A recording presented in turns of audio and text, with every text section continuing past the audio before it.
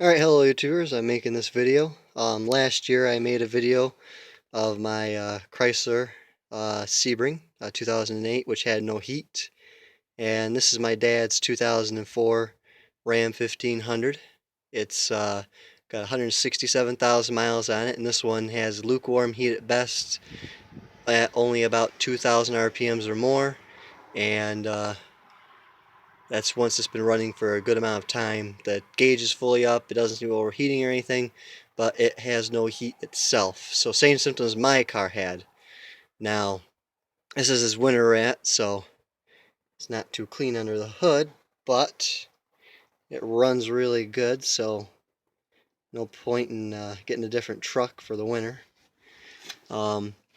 What I noticed is while I'm making this video is the last one I showed you where I did it, but this one I wanted to show you maybe a couple frames of how I did it and what hose I pulled off. I'm pulling this hose off here, and it's going to be easy enough to tell why this heater core is not working just by the color of the fluid this one has. I mean, I don't know if you can see it or not, but it's pretty brown. I got a capture tray under this, but I don't think I'm going to reuse this fluid. It's pretty bad. It actually looks really bad. It probably has bars leaking. It's my best guess. We got this truck used, and it's just for the winter, so standards for the winter vehicles aren't too high, but it appears to have had bars leaking it. When I pull off this radiator cap here, you can clearly see that something horrible has happened at some point in this truck's life. I hope it was just a leaky water pump that they didn't want to fix, and that's the reason why. I'm hoping it's not something major like head gaskets, because that would not be fun on this Hemi. Frankly, it wouldn't be very good at all, actually, because since winter's already here.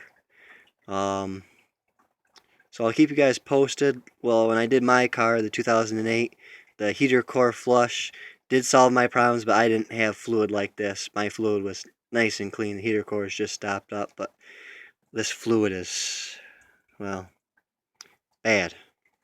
Alright, when I do the heater core flush, and if it solves the problem, I'll let you guys know.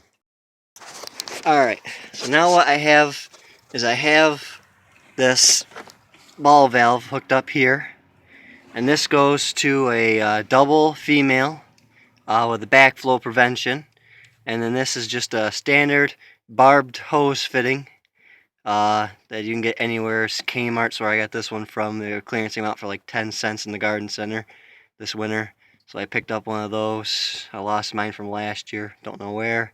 10 cents isn't worth looking for it.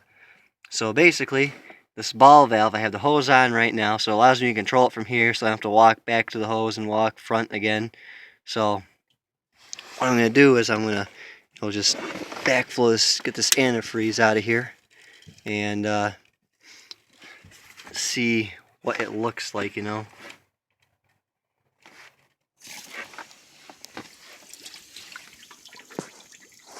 Yeah, I don't know if you guys can see it or not, but it's as brown as coffee coming out of there.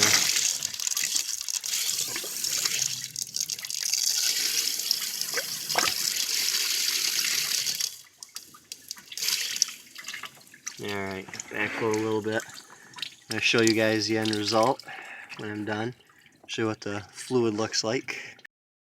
Well, alright YouTubers, I did the flush. The hoses are hooked back up in their places.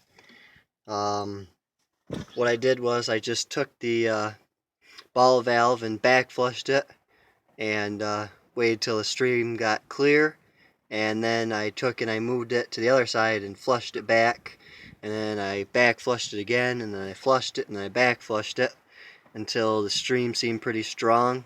To me, it's kind of like when you're a kid, rocking out your tooth, when you had a loose tooth, when your baby teeth you're trying to rock the sediment out of it, forwards and backwards and forwards and backwards, hoping that it comes out. I just did the heater core on the truck. I did not do an entire flush on the truck's radiator system. I only have 2 gallons of antifreeze for it, and if the whole system needs to be flushed, then we'll probably have a bigger problem somewhere else. So I'm trying not to. If his bars leak, stop a leak somewhere. It's been good so far. So I'm trying not to disturb wherever that bars leak is. I just want the heater core. I mean, granted, it probably will get plugged up again in the future. When I did my car, I didn't have any kind of bars leak or anything in it, so I just did a heater core flush on mine. It's been fine ever since, no problems there, but this is a little different, as you could tell by the color of the antifreeze, which I'll actually show you in my catch pan. This is what I got out of the heater core, and it is not a pretty sight.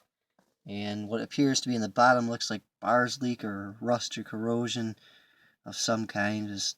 It does have steel splicers in the heater core hoses where Chrysler put them together, so they could be, rusting and leaving rust sediment in there.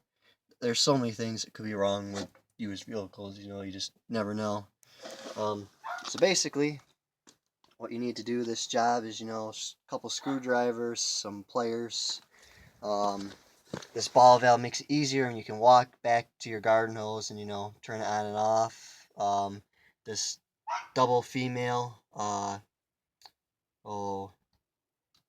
with the backflow prevention, and this barb fitting here.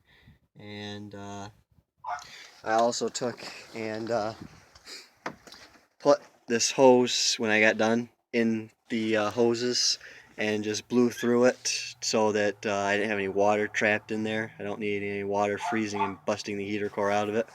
So that's that. I'll let you guys know in the comment section if it worked or not.